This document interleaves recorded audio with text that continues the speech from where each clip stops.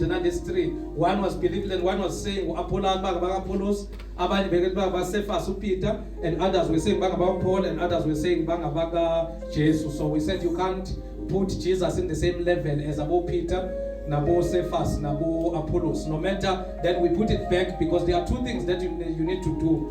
When you do exegesis, you need to do exegesis, it will give you a history, but then after that you need to do something that is called homiletics, which is now a theology that is bringing personal to you. What is God saying to me about what was said by Abba Paul? So we said when we bring it back home, is that it need to understand that no matter how great and how powerful and how accurate I am, kuzoba isono ukuthi ukhonze mina okudlula uNkulunkulu uJesu. And we explained that uJesu indlela uyiqiniso lokuphila, akekho ufika kuBaba ngaphandle kulani kwakhe. Then sithi akulamfundisi in between. Then we laid down clearly that for me to stand here, sine gate eliwane lokungena, it's a gate of being born again, lokusindiswa. We are here because of Jesus' salvation. What I'm doing is a service, like about Paul and about Peter that we're doing. They never took a glory. Then we also deal with the issue that there is a danger that now priest is coming back slowly but surely. Then priest, the people that need to be worshipped in the house of God. So I said I'm appealing with this church, because we are a church that believe in the Bible, and never ever worship a pastor. Never, it is a sin. Never ever worship a pastor. Love a pastor, honor a pastor, but the pastor is not God. Never worship a pastor. And we also differentiated between the two. We said a pastor is supposed to lead, but in most cases we have seen pastors lording over abazalwane beba uNkulunkulu phezu kwabo. We said be careful of that as well, because that is why uPaul ababuza ukuthi napha baphathiselwa kubani, which name were you baptized on? Elika Peter, noma elika Apollos, noma elika Paul, uthi mina ngibaphatisanga muntu. Because he was trying to reveal to them that these arguments that are coming have nothing to do with the gospel and what Jesus Christ died for. So we have shut that down. Then we are moving to chapter 5. We'll read chapter 5 today and 6, then we go. Then we said chapter 5 is talking about, something that is called incense in English. Then that's a sexual immorality. Then chapter 6. So chapter 6 was more on the issues of cases. Then it's divided into two, chapter 6. When you start from verse 13, then we said in chapter 6 again, Paul is dealing with another issue, sexual immorality. So 5 and 6. 5, Paul is dealing with the sexual immorality, and that sexual immorality is the one that we are going to touch to. Then 6 is also dealing with the case that then he's also dealing with the second part of sexual immorality, which is called general sexual immorality. Then this one was dedicated to a certain man. Let's say a certain man, because the issue was that it is still happening even today. If umuntu is got a certain status or imali, then we tend to turn a blind eye as the church when it comes to disciplining those people. That is why immediately Paul is taking them back to chapter number 18, when he was dealing explaining how do they need to do. So when he was dealing with his disciples, what do they need to do when someone is sinning in the church? Then Paul is taking them back that you are ignoring this thing. Then he's talking about the issue here is to imvubelo encane iyakhukumalisa ilento inhlama yonke. So what did he mean? He said lesono esingena kancane sizodilute ibandla lonke, because ibandla will be viewed as the church that is not rebuking sin. Because today we've got a problem as well. A church that preach about sin is got a very less number yabazalwane. So I want us to be that church, because we do not compromise the issues of the scriptures. We need to stand we need to contend for our faith, and in order to contend for our faith, we must make sure that a sin is called a sin. Because today we're being silenced. We will hear Paul here talking about homosexuality. Those are the things that people are afraid to talk about. That is why we even took it to radio, not hating or fighting with anyone, but explaining where do you stand with God. when you fall within that category, and that God created a man and a male and a female, and he blessed them that they must multiply. So Paul will also cite a portion of those things, because there was another thing that was in Corinth, and we explained that even under Corinth had a serious problem when it comes to sexual immorality and fornication, because there are two things. Kunento ebizwa nge-fornication, let's say fornication.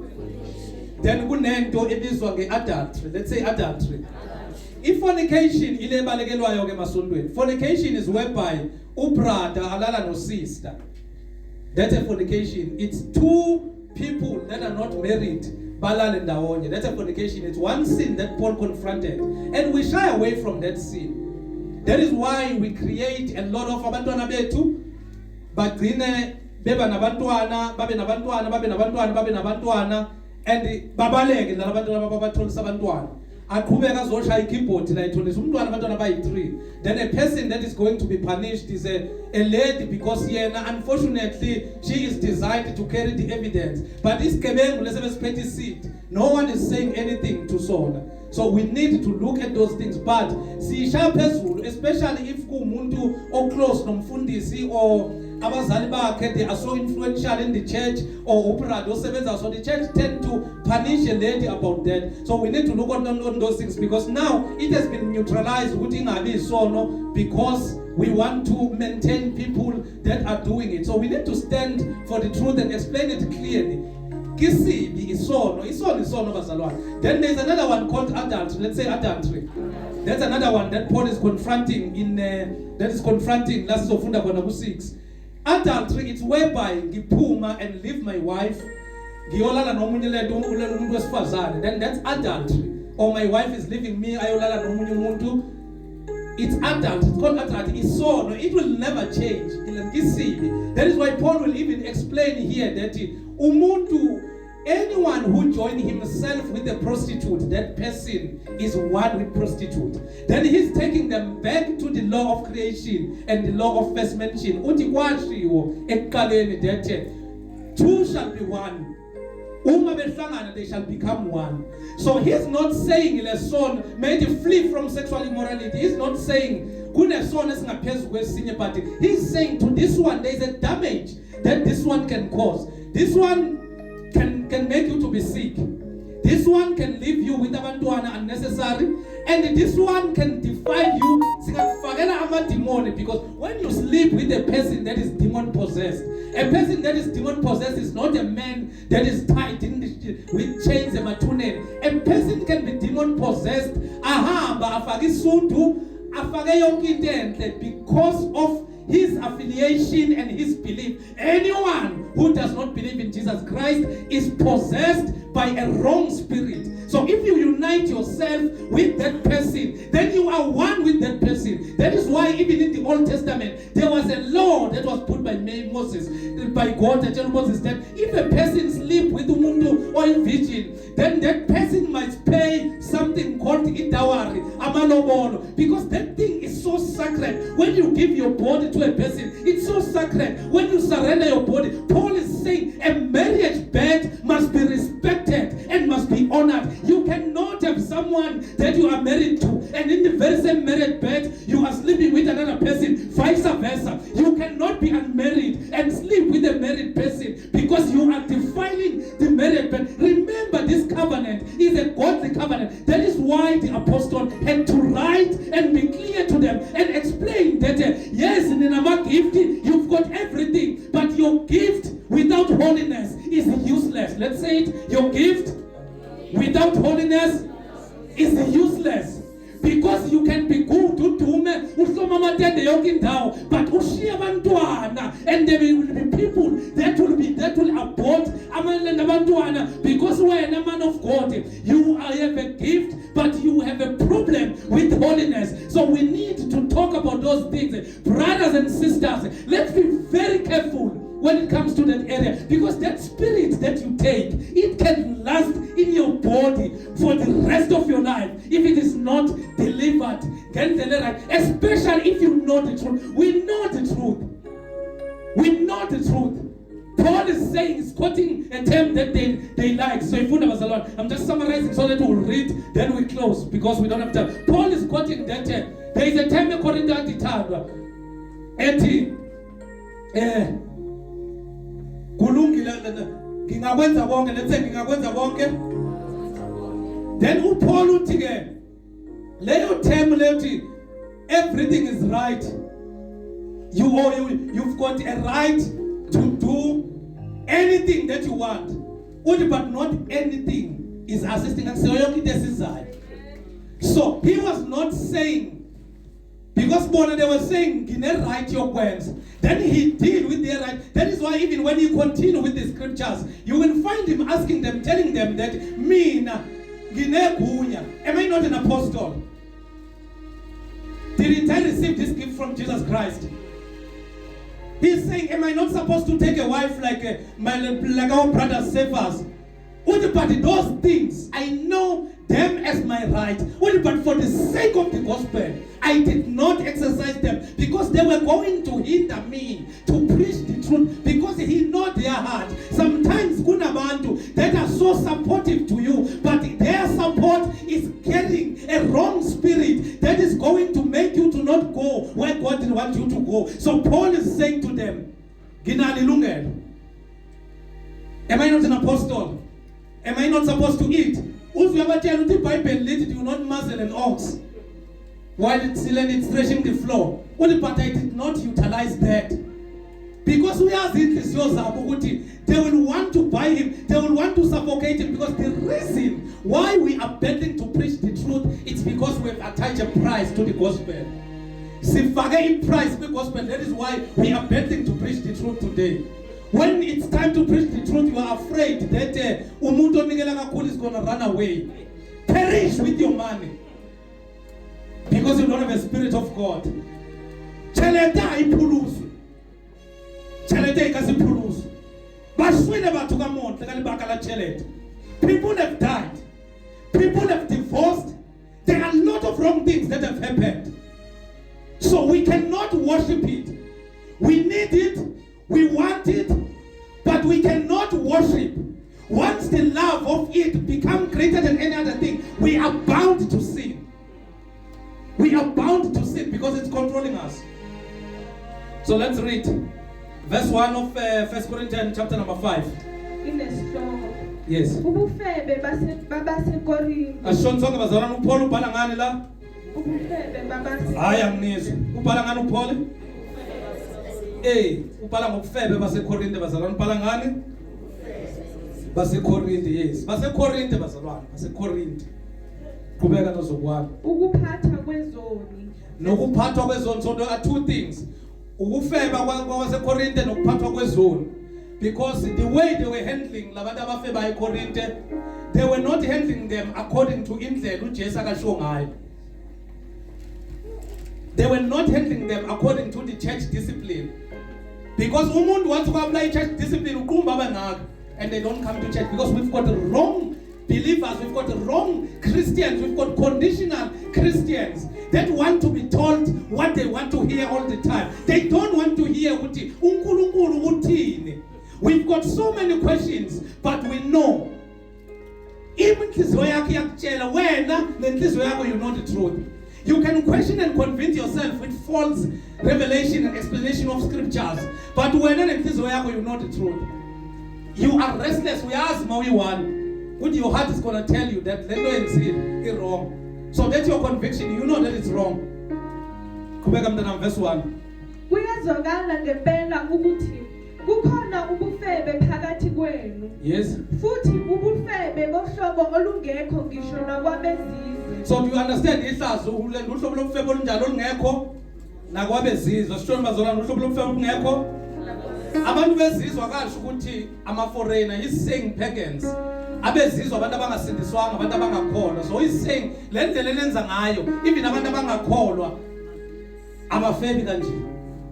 Uthi ngendlela okwenziwa ngayo nabantu abangakholwa bayenze ngalendlela senizwe lifitelete. That's what Paul is saying. With the way esenenza ngakhona, even nabezizwe they don't do it the way you are doing it. Qhubeka mntanami. Okungukuthi omunye kini uya kumkayise. So can you imagine imagine ukuthi bese lifike kuphi leli bandla leli umuntu lala nonkosikazi kababakhe ukunja lobo yini bazalwane umuntu lala nonkosikazi kababakhe this was condemned, this was denounced even in the law, even in the New Testament. You don't have any leg to stand on because that is wrong. That is wrong even if you are out of the spirit and you are not a believer. So there was a man that was sleeping with his father's wife. This is based on the assumption and based on the historical background that so the assumption is that this means he had another wife, then a stepmother side. And indoda ekhonza ngaphakathi indoda esindisiwe abanye baze babizwe today they come and speak here boldly cry crocodile tears saying we are halalela but you know very well that you are speaking about the one ohalalelayo but we're in a problem of complying with what is telling you to do because we need to be that generation umntwana kaNkulunkulu uthokoza ukuze ucashe. You must understand there is something wrong with it. There is a demon that is upon your life. And that demon needs to be casted out. Because you need to have the Holy Spirit within you. That will make you to hate that thing no matter how much your body wants. There's something that will remind you that this thing is a sin. But it's very easy. It's very easy.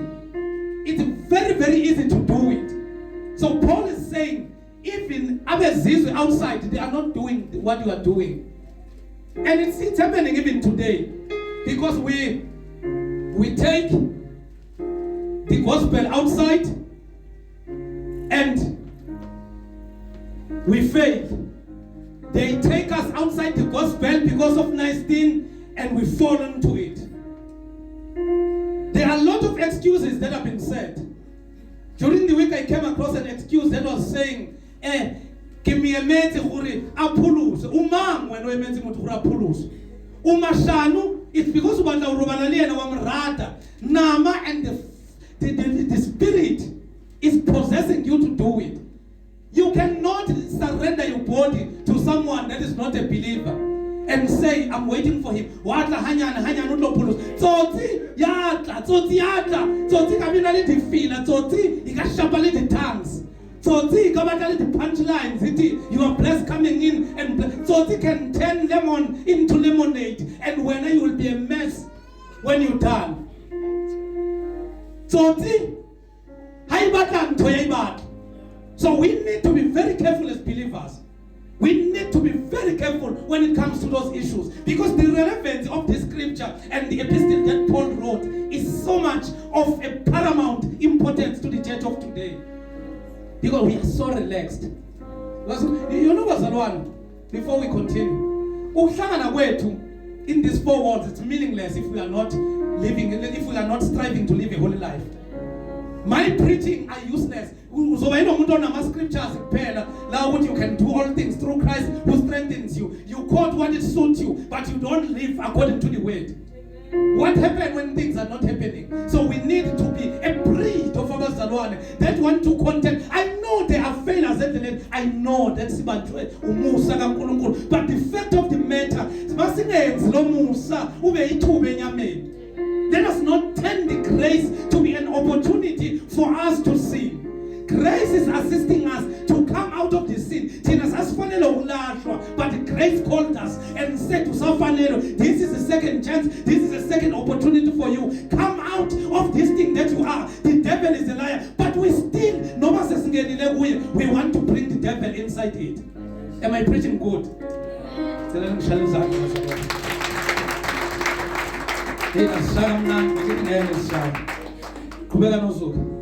Verse 2. Yes. Kepha nina nikhukhumele kunokuba nganilila. Yes. Ukuze akhishwe phakathi kwenu owenze leso senzo. Do you understand how dangerous it is? This person must be removed from the family of believers. This person must be condemned and be destined. It must be removed. And what is the reason for that person to be removed? Is so that we will Satan and preserve umoya wake. And I explained ukuthi ukulahlela inyama yomuntu kusathane kusho ukuthini.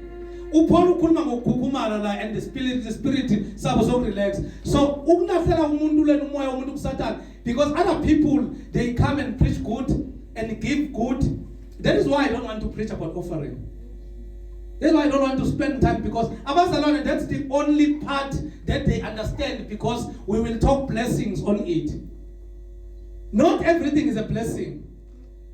If our agreement is wrong and we are praying the wrong prayers and we are not even using the word, I'm saying come ngizokuthandazela so that kuzoxoshwa umuntu and something must happen.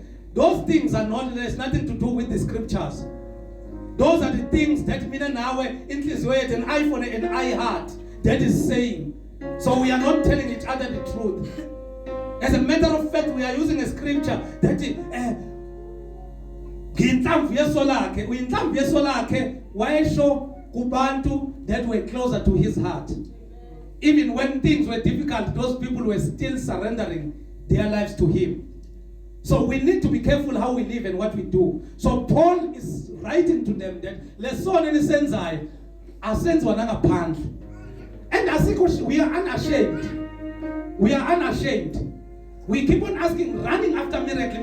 Asike stadium abangakwazi. Makabuza ama security ase-FNB kade kunenkonzo, they know you. Ama security ase-Absa stadium, they know you. Ama security yakuliphela sonto, they know you. Alapha kulo prophet, they know you. Futhi Pretoria baziwa kakhulu abazalwane lapha ngase stadium. They know you lapha Pretoria ngase stadium. You come back broke, you come back ungena next, you come back unamadimoni 3 times because the issue is that your heart and your purpose of going there had nothing to do with the gospel. You went there to buy blessings. You can't buy the things of God, but we are that type of Christians. Ngokuba mina ngokwami noma ngingekho ngomzimba nokho ngikhona ngomoya. Sengiqumile ngokungathi ngikhona ngalowo muntu owenze okunjalo ukuba egameni lenkosi uJesu nihlangane nina nomoya wami kanye namandla enkosi yethu uJesu. Yes. Onjalo anikelwe kuSathane kukho ukubhubha kwenyama. So Paul onjalo enzene? Kukho ini? Ukubhubha kwenyama. Yes, kubeka. Ukuze umoya usindiswe ngosuku lenkosi. Because the most important thing ekumele isindiswe umoya ngosuku lenkosi. So bakuphi obo baphilene lo hlobo labazalwane ke masiphosa kancane le scripture because it's a teaching. Where is this type of Christian about saying that are using Matthew chapter 7 out of context, where Jesus was teaching about the speck and judgment? Jesus is not saying do not judge. He's saying before you judge, remove the speck. And you must look at the audience and people and the issue that he was trying to address. uPaul uyabuza la uthi ngina umsebenzi muni wokujudge abangaphandle, because kumele ngijudge abendlu. If usindisiwe awuna space when you don't have your private space when it comes to sin. You can't tell us that it's your private space. We worship with you, but you are found in the wrong things. There is no private. We need to rebuke that and rebuke it until you cry. We rebuke it until inyama yako ikhathali. But at the end of the day, your spirit will be preserved. Because asincengwa isono. And the false spirit and the demon, you don't beg it. You drive this thing out. You cast this thing out. You fight with it. So we are in that mission. We fight it until it goes out. We do not beg it and we do not bow before it. A demon is not something that is going to come in a pond. It's a spirit that is going to live kumuntu. Sikwenze ube nenkanuko, sikwenze uthanda ukuntshontsha, senze yonke into wrong and give you wrong ideas. Until we deal with it, it's going to remain there. And we are going to deal with it. We need to deal with it for the sake, because the gospel is nothing without you going to heaven. The gospel is nothing without you being saved. The gospel is all about the salvation. So if we allow you to walk the journey because we are afraid that you are going to live hard luck, we are going to fight the sin. Fight it until it comes out. Then you will feel how is it like to walk with God. You will be delivered. Even the things that will try to attack your body, they will have a problem. Because they will catch the things of God. Through Satan, I tried, but isandla sakhe uthi isandla sakho simbiyele susa isandla sakho kuye.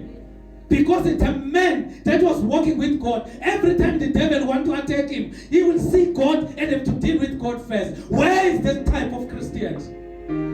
We are very easily destroyed because we are too much exposed. So that's the relevance of the text here, 2 Corinthians 4:5 nozuka. Yes. Onjalo anikelwe kuSathane. Yes. Kukho ukubhubha kwenyama. Yeah. Ukuze umoya usindiswe ngosuku lenkosi uJesu. The reason ukuthi anikelwe kuSathane ukuze umoya usindiswe ngosuku lenkosi uJesu. So Paul was saying apply the church discipline. One, church discipline he explained bazalwane. First step, you call a person private. We are telling with what's a sin. This thing is wrong.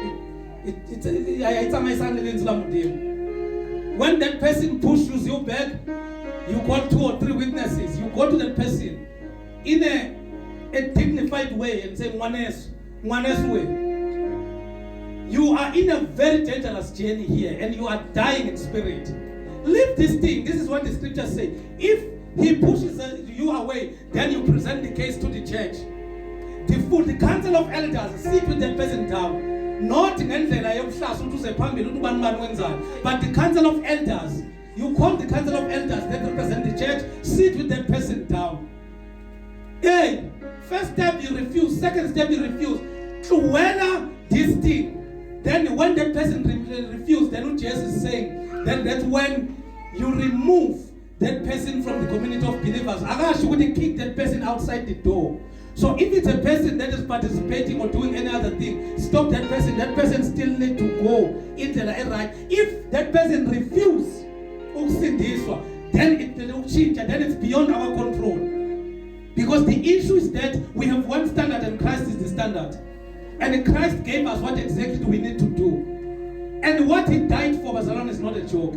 This gospel is not a joke. It's not this scheme that we are doing today. About Paul when they were arrested, when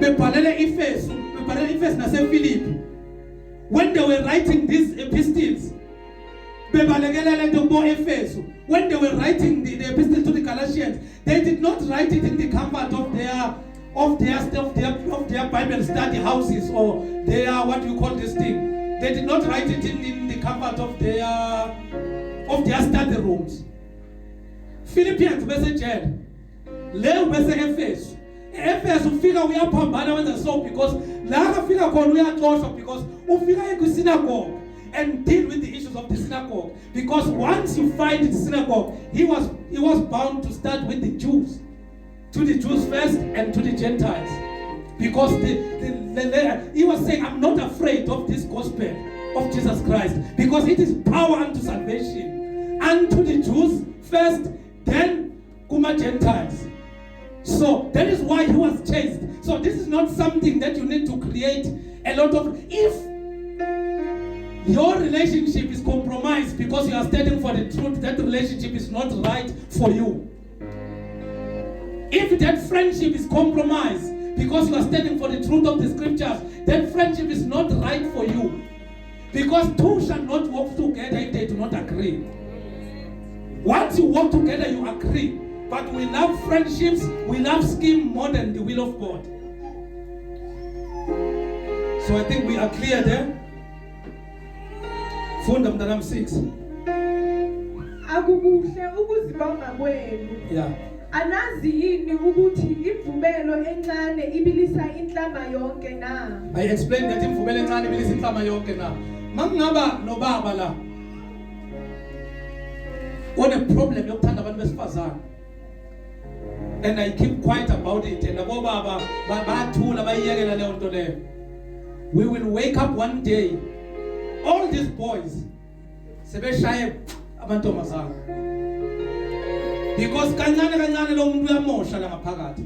we nearly had that problem one day, but we dealt with it decisively.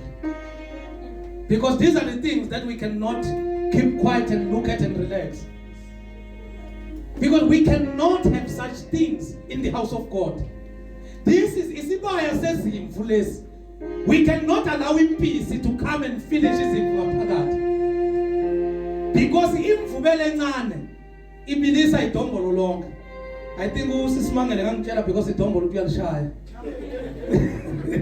Kubeka noZulu. Verse 7. Yes. Khiphani imvubelo endala ukuze nibe inhlama entsha. Uzama ukuzama ukuyincuza. Take it out, root it out. Imvubelo endala so that izosala nenhlama entsha. Simple. Root it out. Dudu ngicela umbheke labo bafana bake bashaya imoto kabo kumphathanyana ngelinye ilanga ne. Nongahlala lapho. Root it out. Because izobolisa idombolo lonke.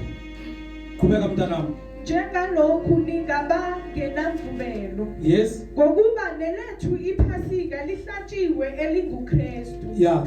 Njalo ke masigubhe umkhosi kungabi ngemvubelo endala. Yes. Kungabi ngemvubelo yokushinga neyobubi. Yeah. Kodwa kube ngesinkwa esingenamvubelo sobuqotho neseqiniso. Go to verse 9. Nganilobela encwadini yami ukuba ningahlangani nezifebe. So I explained this one that this means still and this First Corinthians was the second epistle. So I'm not going to dwell on this. Kubeka zuko. Angisho izifebe zalomhlaba. Angisho ziphi? Izifebe zalomhlaba. UPaul akasho ziphi? Zalomhlaba. UPaul akasho ukuthi kuphunywe kuyomiwe estradini la kunama prostitute khona. But usho ziphi? Nokuba abahahayo nabaphangi. Yeah. Nokuba abakhonza izithombe. Abakhonza ini? Izithombe. Abakhonza ini? Izithombe. Asifuni bazalwana abakhonza ini? Izithombe. Abakhonza izithombe. uPaul is saying ngeke bawubona umbuso wezulu. Qhubeka. Ngokuba phela ngabe nimelwe ukuphuma ezweni. Nimele ukuphuma ezweni, yes. Kepha manje nganilobela ukuba ningahlangani nomuntu obizwa ngokuthi ungumzalwane uma eyisifebe. Ningahlangani nomuntu obizwa ngokuthi umzalwane uma eyisifebe. uPaul is very clear. We don't compromise that. We don't compromise that. But abazalwane abanye bona baze babolekise ngezinto zabo. May the Lord help us.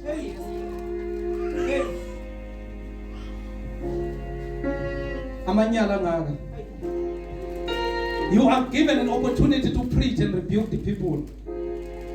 Abazali bona bavula izindlu ukuthi abantwana benza ama fornication. Uhleli ngale. Umntwana ubusy nomntwana ekamereni angashadanga naye. We relaxed. It's a right thing. It's ungodly. And you don't love that child. And unecala wena mzali because you know the truth. And uNkulunkulu uthembe wena. Ubonisa indlela. Abantwana bazobhayiza.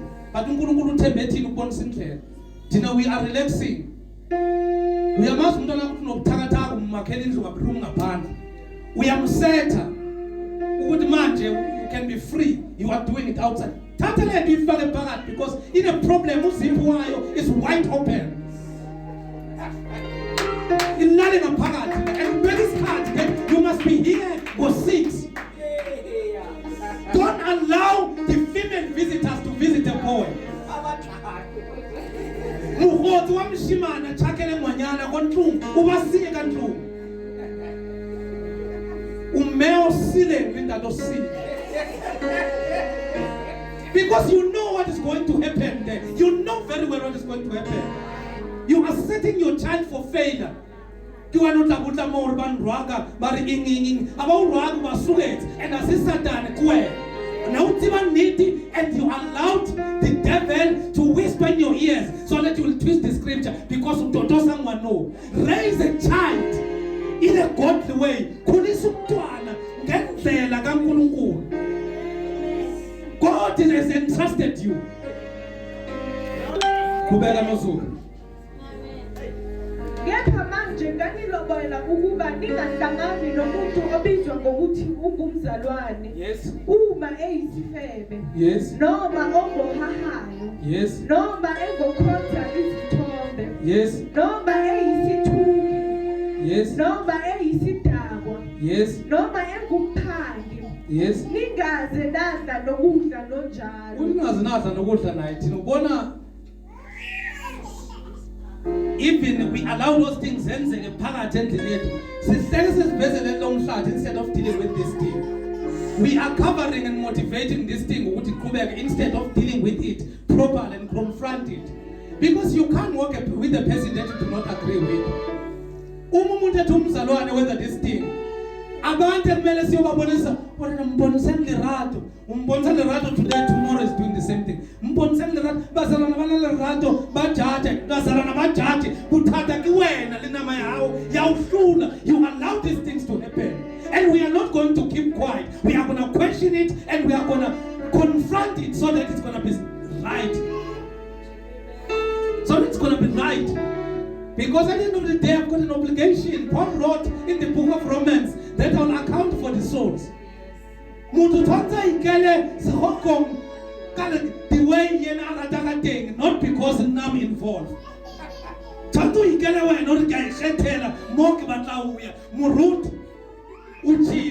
Because the Bible leads us to Jesus said, hey,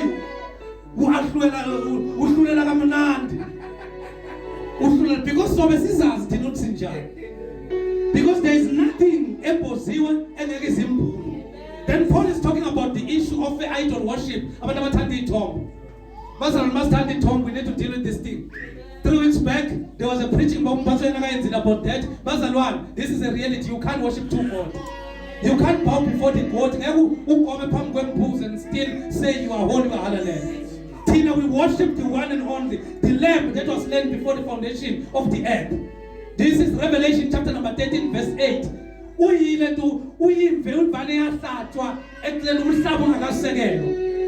don't need any provision. Because his blood, we don't even need to be like the children of Israel. When you see the blood, you shall pass over.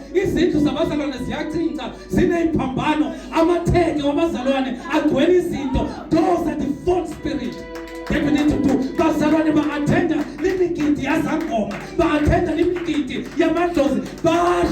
From there, eating something. We will read about 1 Corinthians chapter number 11, when Paul was addressing the Corinthians, not on the things that have slaughtered them some, because we misunderstand that scripture as well. Let me just put it in for the sake of time. Paul is talking about it.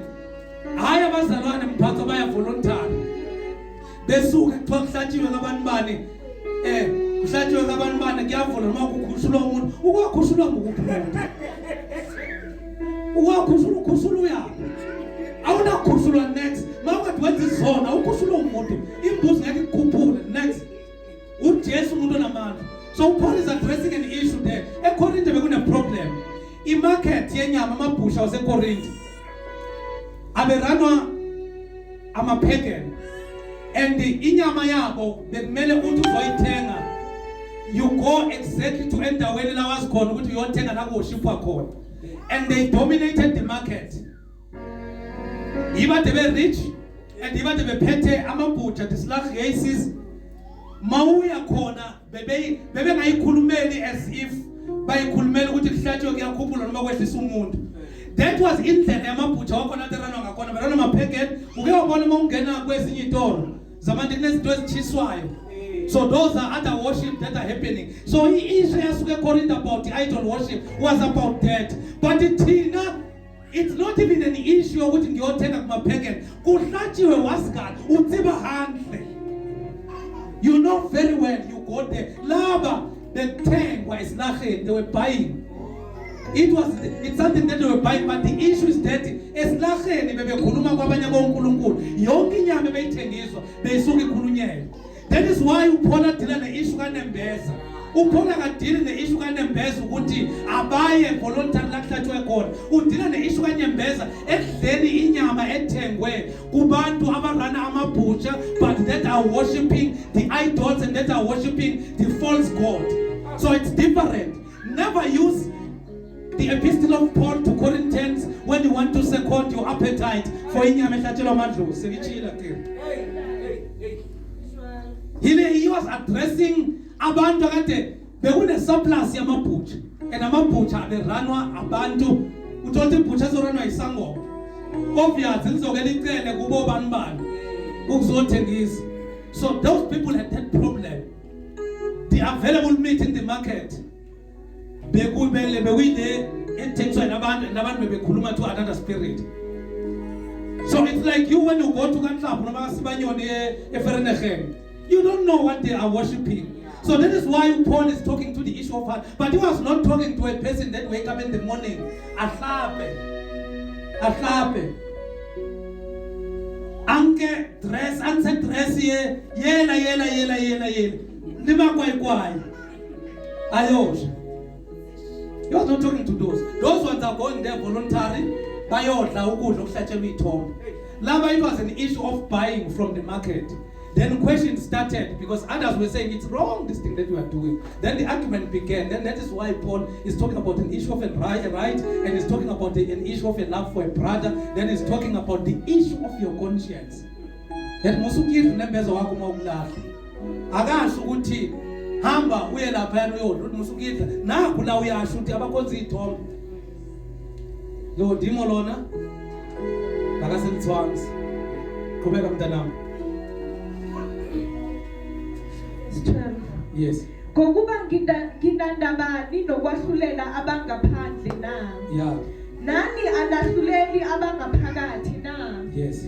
Kepha uNkulunkulu uyakwahlulela abangaphandle.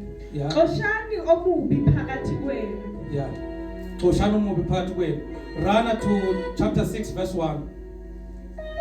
Sihloko. Ukukhuzwa kwabaseKorinte abanganelanayo. Phinda futhi isizulu sakho yo. Kuzothi eKorinte abanjani? Abamangalelanayo. Yes, abamangalelanayo. So here I explained that Corinth was infiltrated by the Roman law, and the Greece and the Greek philosophy was an order of the day. So everything they were placing it in wisdom. If kuna issues that need to, let's say for instance, because bahlele duze komunye. Let's say kune issue between ubaba nomama lapha emuva. Bona the Roman law was detecting that if umama ngekho happy hamba ukuphisa ubaba. Not because uma abusing or something, if I ngeke happy na something hamba ukuphisa.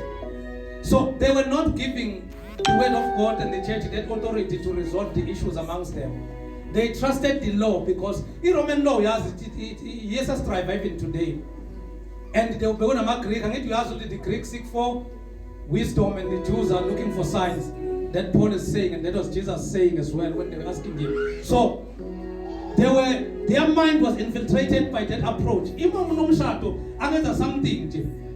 Athi mfundisi azishehlaka ngelithanda ngithi defamation of character. Siya court.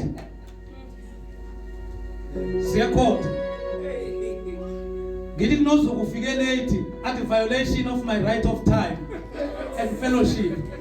Siya court. Ngithi kulebu we were absent yesterday at the violation of my right of religion. Bekumamele kulena ku Facebook. Let's go to court. So that was the order of the day. Things were not solved properly. The court was running. I'm a pagan. I got to run a court and so scarlet. So when they take things to the pagan, I'm a pagan. Obviously, as over the problem because they will want to suppress the word. So the court will want to suppress, and the pagans, judges will want to suppress the authority of the scriptures and the rule in a way that undermine the full counsel of the scriptures. Then Paul now is got a problem. Verse 1. Ukhona yini umuntu kini uma enendaba nomunye onesibindi sokumangala kwabangalungile. Yeah. Ukumangala kuphi? Kwabangalungile. Okay, I said what homiletics, let's take it home. How many people here that once had a problem of maybe misunderstanding here at church and they started to discuss with the non-believers that kereke yela yona. But you are talking with a person that hates the church and that is not even a born-again Christian. You are saying kereke yela. So that was one of the spirit that Paul was talking about. If there is an issue, address it properly. Address it within the ambit and the confines of the word of God. Don't just move and say sengiyasuka laphayana ngiyodibana kunenye ingwenya lengikhonze kabi ngale. Ayikhonze ngisayincenga uDizela yika kathi nginceda ngopompi. Sengiyasuka ngiyodibana nayo laphana ngiyabona abazalwane bangithina banikele.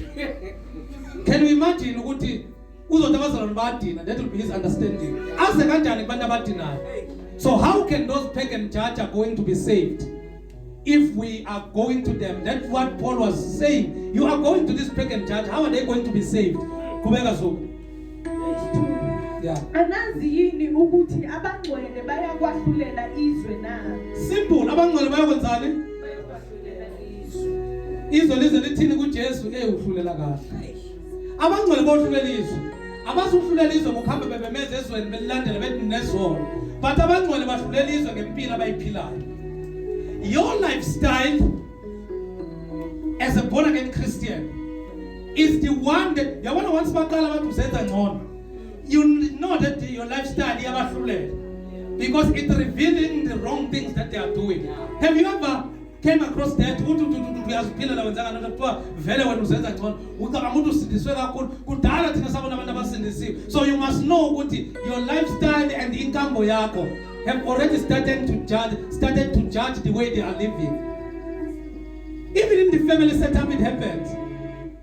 Thina abanye ngeke uzifonele ngizitshele ngembuzi because uzothola ithero ye-hour efonini iphele ihebe yethemeka sikufonele sikurerere khona le hour uthi awazi na. That is why kunzima nokuthi kwenzela imali when it comes to those things because ngithola minyetla wawurera gore before uhlabele embuzi yazi kunemvana manje kunemvana eyahlatshwa ke siluxoxa ngayo bese siyakompare nale mbuzi alisasebenzi phela igazi lembuzi nelezimva lisasebenzi. So your lifestyle need to be strict in a way that uma kuthiwa fonelana unomshado bathi uzosimuhlala sinyetha ceremony ya runa umithire yadula satsibi le utsiba ka yona because uzabarerera because your lifestyle is good. So Paul is saying to them abangcwele bona bazojaja abangaphandle and abazubajaja bagijime ngomlomo because siyaphika uma lapha ikhona free sana nesindiswe kusasa senza western lento yenza abantu abangasindiswanga. That is why I challenged abantwana last week on university and I challenged the church even a couple of weeks that even our evangelism, and I challenged it on radio as well. Asiyalele evangelism yokuthi siyabona ukuthi at times kumele ngifuthi babusilebe ngithatha babusilebe ngithatha babumakhubela ngithatha babumphathonyana ngithatha ubaba la straight siyakaba kumkhabela stand God drink isihlala la ubaba umphathonyana uhlala eduze kwalo babusilebe uhlala eduze kwalo senzela ukuthi memshaya sisondelana siphuthume sikhuze sibancenge ngokubele nangomusa kaKristu sibancenge because bangizofika ngifaka ispeaker laba ngeke bazibezwe bangifaka ispeaker bazonyusa irate kanti menyusa irate ngiloko ngilisipara letele makashaya ubhiya ngishaya cold drink ngithi kodwa babu yazi yakufanele intsindiso.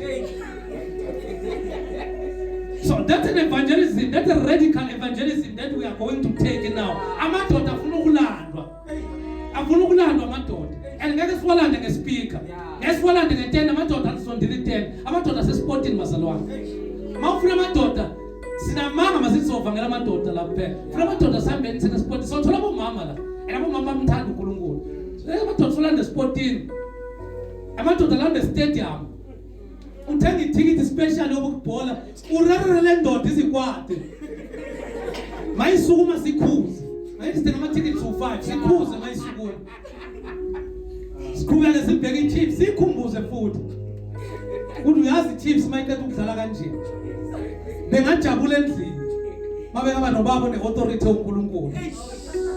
So that's something that we need to put now and start moving with the gospel.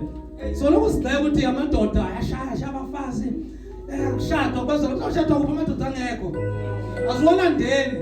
asiwalandeni kazoshada abantu asindiswe bazane noNkulunkulu. Qhubeka mntanami. Kepha uma izwe lahlulelwa yinina Yes. anifanele ukunquma namacala amancane na Yes. anazi yini ukuthi siyakwahlulela izingelosi na Mhm. kakhulu ke okwaloku kuphila Yeah. ngakho ke uma ninamacala aloku kuphila Yes. niyababeka yini abangenasithunzi ebandleni babe ngabahluleli na Niyababeka yini abangenasithunzi ebandleni babe ngabahluleli? So that's a question. So if ningakwenzi lokho, then why do you go to someone ongenasithunzi wese ongasindiswanga? That was the question that Paul was asking. Qhubeka mntana. ngisho lokhu ukuba nibe namahloni Yeah, uPaul uthi ngenihlaza ngamabomu. So that nizoba namahloni manje ngibuza lento. kunjalo kanti akukho namunye phakathi kwenu ohlakaniphileyo Awu. onganquma phakathi kwabazalwane bakhe na Yes. kodwa umzalwane umangalela umzalwane Yeah. nalokhu akwenze phakathi kwabangakholwayo na Run quickly to verse 9. verse 9 Yeah. kepha kanazi yini ukuthi abangalungile abayikulidla ifa lombuso kaNkulunkulu na So Paul is uyababuza ukuthi anazi yini ukuthi abangalungile abayekulidla ifa lombuso kaNkulunkulu na. Asikhulume ngalento ye one saved forever saved ke. Leyo ukuthi angithi kunale vakeni lokuthi ungasindiswa bese uzihlafunela isono nje bathi uyohlala usindisiwe. Then uPaul nangu ubuza abazalwane. Asenze ukuthi anazi yini. Do you not know that the wrongdoers will not inherit the kingdom of God, irrespective of whether they lied and said they are saved? Don't you know that the wrongdoers will not inherit the kingdom of God? Paul is asking them, and he's talking. This letter was addressed to the believers. Ubuza ama-believers ukuthi anazi yini ukuthi abangalungileyo ngeke bawubone umbuso kaNkulunkulu. Qhubeka mntanami. ningadukiswa Yes. nazifebe Nabuya futhi, yabona? nabakhonza Yabona abelenda nazifebe nabakhonza izithombe kuyabuya futhi angithi. amen Yeah. naziphiki Yes. nazihlobongi So kunesiphingi kunesihlobongi. Ngithe isiphingi, I said leli siphingi is it's an idolater and there's an adulterer or fornicator and an adulterer. I said the fornicator is someone olala nomuntu angashadanga naye. An adulteress umuntu ophuma emshadweni ayolala nomunye umuntu. So Paul is addressing it because bekwenzeke khona bebesuka bayothenga lapha yakho abanye, and it became a norm. That is why now he is addressing the issue of prostitution as well, because prostitution is not only in a method of or in a way of standing on the street. He's addressing anything that has to do with them going to buy. For you to go and buy and give imali umntwana omncane and umntwana omncane avumulana nawe, you have made that child to prostitute herself. Umhoshisile ngesizulu. Because it's not an intention. The issue is that it's a give and take issue emali. I even said we read last week, any relationship that its foundation is money, that relationship, there's a fine line between that relationship nokuyothenga ngaphandle, because the issue is that when the money goes, the second thing is that there's going to be a divorce and another person will go and get another person on a man. So I was encouraging the issue that let it be all about love. Love will sustain you even when money is not there. Love will sustain you in an area of unemployment, and the mudimo will protect and toya high. So anything that has got the right foundation, God is going to, you will find yourself walking, but you will don't know how did you walk, because the issue is that the relationship is not centered around money. With or without money. Because most of the counseling awenzakalayo in the born again Christian, it's because simple, ubaba usuke sephelelwe imali. Most of the counseling, the mayiqala babizwa ngamagama, babizwa ngamabitso amangadi ngathi iculo lase ZCC. Suke sekuphela imali. Suke sekuphela imali. Then the issue is that ububaba bobuntu bumethwe ngemali. So thina ihlazo njengama born again Christian.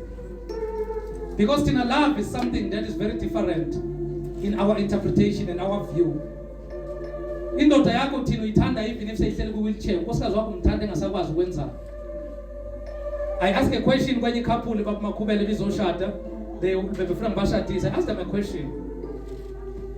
Ngabuza ubaba ukuthi lo mama lo the day mangase kwenzeka ukuthi uhlala ku wheelchair akakhona nokuya toilet kumele umsulu umise, will you stand that?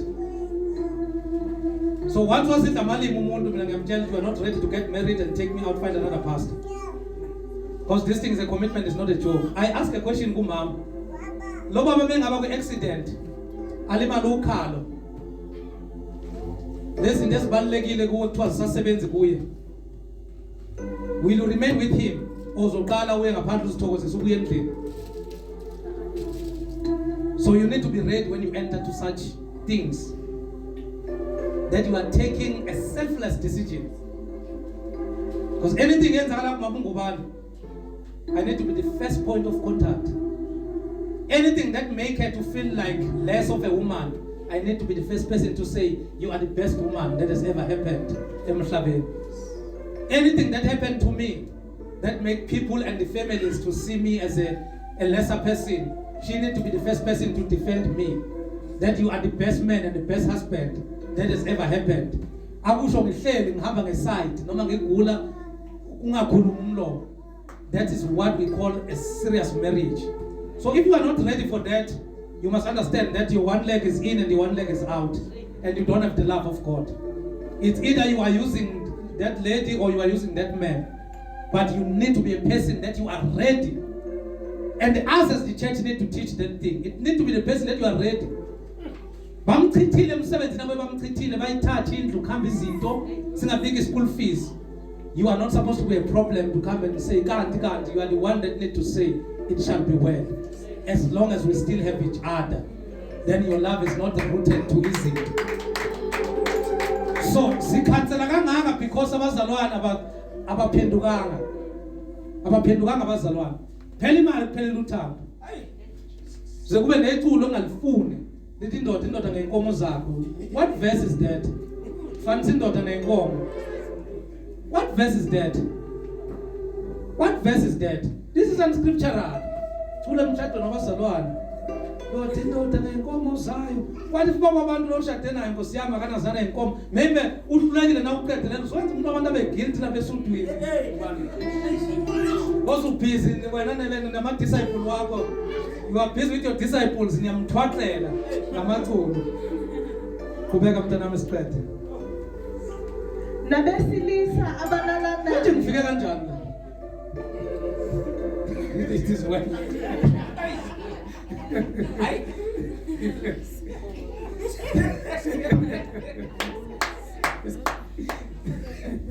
Nabesilisa benzani? Abesilisa abalalanayo bazalwana, the people that are performing homosexuality. Yebo ukuphola kakhuluma ekhona eBhayibhelini. Ikhona ezweni. Uphola uthi people that perform homosexuality. Njobe ibandla seliyenze ngazuthi the glorious here today. Paul is addressing it that people, and he's repeating it in the book of Romans. So he's saying people that perform homosexuality. Amadoda lala nama amadoda. Yake ya question ya twist already. We even use a concordance to explain. We use all sort of theological concordance to explain and make sense. Why lalela unomshado umshalenzana? I use all sorts of concordance we hope FM to make people understand that God never authorized ilendo umshado wabantu ababuleli bunye. As a matter of fact, he blatantly called it a sin. That is why when they kept on asking me and tricking me, what is my view? I said I do not have a view. I've got a scripture. Everything that I'm answering, I'll answer based on this. So that he gave them it's not going to stand that channel because they will have to remove it from the Bible. So I said, no, I don't have a view. I've got a text. I've got a text. So tell me, must I not preach about this text? Then your constitution is saying my religious belief must not be violated. Allow me to use now a Roman law. If you want to use law, let's use it, but I've got a text that is saying it's wrong. So okay, then also what in Paul? Nabesilisa abalalanayo. Nabesilisa uPaul uyibeka kahle. Nabesilisa benzani? Abalalanayo. Do you not be deceived? Neither the sexual immoral, nor idolaters, nor adulterers, nor men who have sex with other men. uthini ku-10? verse 10. Yeah. Namasela, Yes. nabahahayo, Yes. nazidakwa, Yes. nazithuki, Mhm. nabaphangi, Yes. abayibulisa ifa lombuso kaNkulunkulu. Waqeda umpostoli abayokwenzani? Abayibulisa ifa lombuso kaNkulunkulu. So uPaul ubalile abakuyidla ifa lombuso kaNkulunkulu. Come and preach and defend it. Now ngeke uzulidla ifa lombuso kaNkulunkulu. Because you are a false preacher. You are reducing from the scriptures and you are adding from the scriptures. The scripture is a full counsel of God. Qhubeka mntanami. Qedela. Verse 11. Yes. Babenjalo abanye kini. Yes. Kepha senahlanzwa, Yeah. senangcweliswa, Yeah. senalungisiswa Yeah. ngegama lenkosi uJesu Kristu nangomoya kaNkulunkulu wethu. Gijimela ku-12. Now Paul is dealing with sexual immorality in general now. Inesihloko. Umfundisi wayiteacher lethu namhlanje. Ayongena kahle umfundisi. Kancane. Hayi. Sexual immorality in general. Isihloko. Yes. Umzimba wethu uyithempele likaNkulunkulu. Umzimba wethu yini? Uyithempele likaNkulunkulu. So umzimba wakho nawe ithempeli likaNkulunkulu. Alikwazi ithempeli. Ake senze nje example. Awucabange eJerusalem ethempelini before 70 AD lingaka destroy amaRoma. Nazi sangoma sizigele ethempelini siqhamuka. Ngikhuluma ngabantu kade bekwi covenant yegazi lembuzi. Nazi sangoma sizigele lapho sesiqhamuka sesifake zonke into zazo. Bekuzobukeka kanjani? I'm talking about the temple that kuhlatshwa khona igazi. How much more a temple esele kuKristu liwuwe? How can the things that are not of God found in it? So that's what Paul is saying. Umzimba wenu uyithempeli likaNkulunkulu. If ithempeli lisakhiwo uJesu akathi angeke sabhilivela kulo because thina siyingozi. Let me take it down. Abazalwane bengamane bakhuze imbuzi ukuthi izoxhelelwa apha emkhukhwini. But bayitya imbuzi ngethempeli leyibo uThixo akazibuka kulo. Bengamane bavimbe imbuzi bayiqande lapha because kubona holiness ends in the four walls. But makumela yoyitya ayitya zayitshitsise makumele kuyobukela uxake kumzala nangu naye Nkosi yami ubhizi umile lapha kuthiwa kunomgido esangoma shaya isandla yonke seshaya izandla naye kancane sebheka eceleni amahlona amshawo imkhuzo lento engaphakathi nini wona shaya izandla because ngeke ayithole imbuzi mengashaya izandla seshaya izandla nabanye because kunabaphuzayo bona umuntu usephuza wangena kangaka etshwaleni zonke lezi zikhululile emsamo. If iguzwe kubantu akadithengiswa emarket, how much more about you who have a choice? Ongathenga nenkukhu yakhe ephilayo uzihlabele yona makuthi ngempela uyihalele uyidle. Uyabona ukuthi umoya lento because umuntu ushiya ifridge ligcwele. Uyabona umoya. There is a spirit efuna ukufeed umoya wolento umoya wamadlozi la ngaphakathi. So funda ulento u12. 12. Yeah. Konke kuvunyelwe kimi. So this was a term ebisetshenziswa eCorinth. Paul is using it. I have the right to do anything. Uqala ngayo konke kuvunyelwe kimi, yes. Kepha akusizi konke. Konke kuvunyelwe kimi uPaul akusizi konke. Then waqala wayichaza. Konke kuvunyelwe kimi kepha mina anginakubuswa lutho. Hey. Konke kuvunyelwe. Ngingadrive imoto ngiyophuza. It is open. But inkinga ukuthi mina ngiyobuswa ukho. And akusizi konke lokho kuvunyelwe. Awuyiphinde umfundisi akizwe. Uthi konke kuvunyelwe. I can start my car. Ngiye eSoweto, unozukela ngizolisha igama uzongihleka. Ngiye eSoweto ekonka. Ngifike bayazi abazalwane yo. Ngifika ngimdedele khona.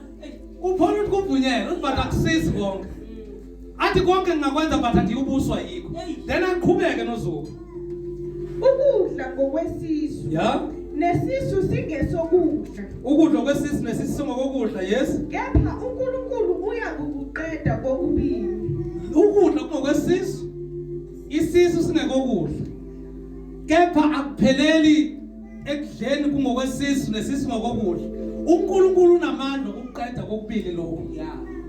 So ukuthi ngenzani because kulungile ngingakhohlwa ukuthi kunonamandla. Yeah. Lelungelo enginalo engithi kulungile kuvumeleke kwenza konke. Ngingakhohlwa oyi1 onelungelo lokubhubhisa mina nalokho engikhalelayo. Ukudla kungokwesisi nesisi ngokokudla kuhle but uNkulunkulu engaqeda konke. Yes kubeka. Kepha umzimba asiwo owabufebe. Yes. Ungowenkosi. Umzimba kuzofeka ngowenkosi upholo bakclear. Yes. Nenkosi ingeyomzimba. Yes. Kepha uNkulunkulu wayivusa inkosi. Yeah. Nathi uyakusivusa ngamandla akhe. So Paul is making a very good example because there is another thing akade beyikhuluma. They had a problem with the resurrection of the dead. Because kubona it was not making sense ukuthi umuntu engangena mayeqeda makubuya inkosi ngaphinde futhi abuyele emzimbeni wakhe. So uPaul uyabatshela ukuthi ke ngibani careful. uNkulunkulu wayivusa inkosi. Bona bebethi umzimba nomoya kumele kuhlukaniswe. Bathi umoya iwona kuphela kumele usindise, umzimba ungenza noma yini. So in other words, bathi ngingafeba ngomzimba but the spirit will not be affected. So Paul is fighting that they don't separate the two. One, your body is the temple. Two, umzimba wakho ngowenkosi. Nenkosi ngowomzimba. Utanazi na ukuthi umlento uNkulunkulu wamvusa uKristu kwabafileyo. Then Paul is taking them back to Acts chapter number 1. Kanjalo njengoba nimbhekele khuphuka uyokwehla kanjalo. Akwenyukanga umoya mawukhuphuka. Kwakhuphuka inkosi but easily iyokwehla kanjalo. So Paul is reminding them that let ukuvusa kwabafileyo ikhona. And nasekufeni kwakhe bangafunda iBhayibheli ungajahanga. Matthew 26, 27 and 28. Uyozwa kuthi umoya wakhe mawuphuma. Thiwa kwabonakala ababefile befile enkosini bevuka behamba ngenyawo. Uliqaphelela into uyifunde sisazoyiteacher futhi. Thiwa babonakala behamba ngenyawo. That is why when you read in Revelation kunalaba ekuthiwa bona they are not gonna face ilento judgment. So you need to be careful because those are the things that need to be explained. It's not something that you are going to touch and go. So we need to be careful. So Paul is emphasizing to them that lo mzimba lo uzawudinga kwi-resurrection. Angithi uthi wena ungena ngoJesu. If umzimba bawuphelele uJesu uNkulunkulu bezowuyekela umzimba ngosuku lesithathu avusa umoya kuphela. Bese kuphilwa ngomoya. That is why Paul is writing ngoba selomntu akusekukulahla kobani kwaba kuKristu uJesu abangahambi ngani ngokwenyama but abahamba ngokomoya. This means they are still in flesh but they are no longer walking according to the flesh but they are walking according to the spirit. So he's reminding them that don't separate the two because their philosophical idea was saying no, you can separate these two things. Then he's bringing them back that hey, this body ilendeka Kristu. As much as ungathi inyama masithi inyama iphuluso, we are not saying inyama might, we are saying the spirit is above the flesh. So don't be controlled by it because the spirit will never fornicate if it's the spirit of God. Verse 15. Yes. Anazi yini ukuthi imizimba yenu iyizitho zikaKristu na? Yes. Paul, ngithatha izitho zikaKristu ngizenze izitho zesifebe na? So uthatha umzimba kaKristu unikela ngawo wenza into wrong, ulalana nomuntu ongashadanga naye Sunday lo mzimba lona uyithempeli likaKristu. Uyaphuma emshadweni ulalana ngaphandle uyabuya lo mzimba uyithempeli likaKristu. Lipi ithempeli likaKristu? Then Paul is saying angeke uthathe isitho somzimba kaKristu because thina singamalungu omzimba kaKristu. So angeke uthathe isitho somzimba kaKristu uyosihlanganisa nobufebe. That's what Paul is saying. So he's simply saying you are no longer your own. You don't belong to your own. Thina sibelonga kithi makusilehe. Thina sibelonga kuKristu makusilehe. Sithatha impilo yami Nkosi Thabatha. Masikade ukuphuma enkonzweni. Leyo mpilo sitangayithabathe straight.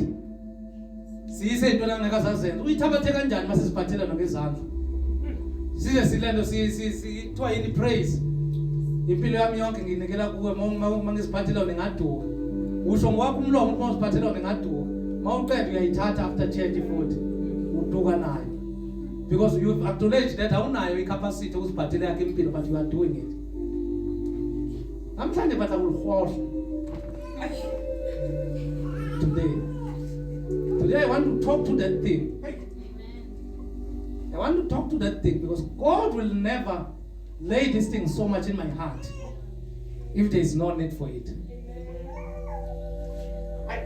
If uphuma la uyaqhubeka awe kunenhliziyo ebukhulu umntana sekhaya, you shall know the truth, and you have been told the truth, and your acceptance of the truth will set you free.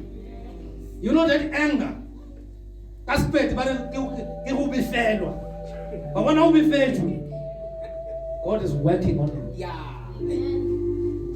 How re mruti ne a bua kana ke bua ka wena vele tswela ntwe leave this ke bua ka wena a o bue mashana a re bua ka ke bua ka wena tswela ntwe yakela lento lisa lento le qedela mntana cha nakanye.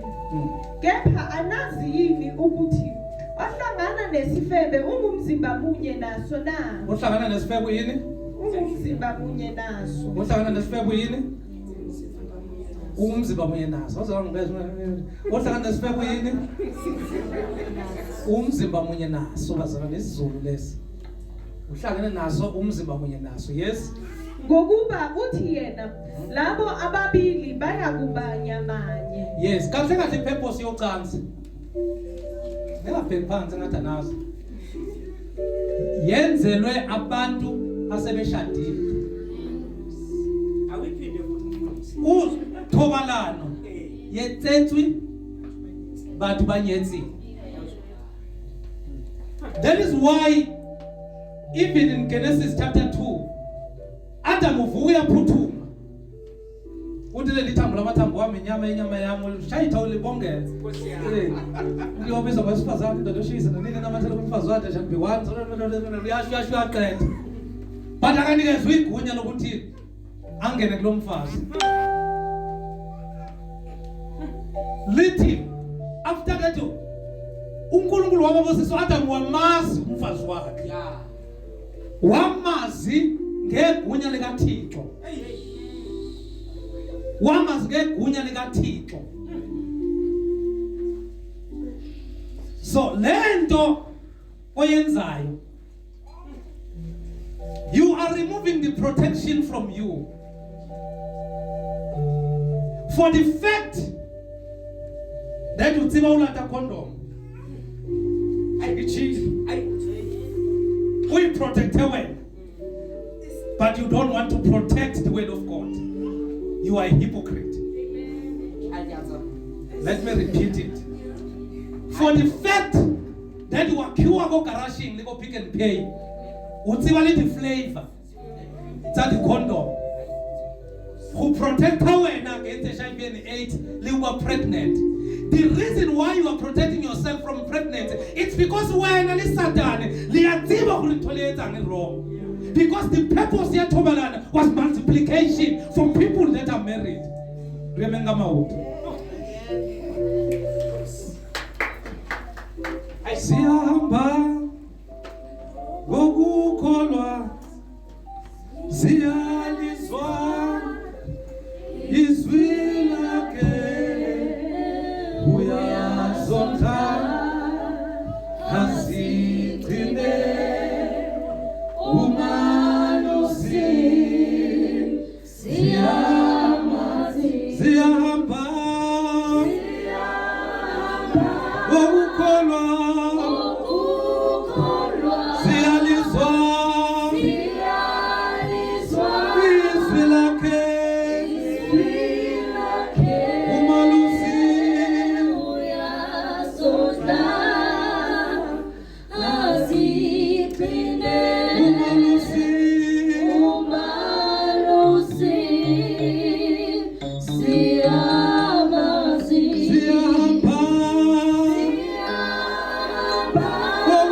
no.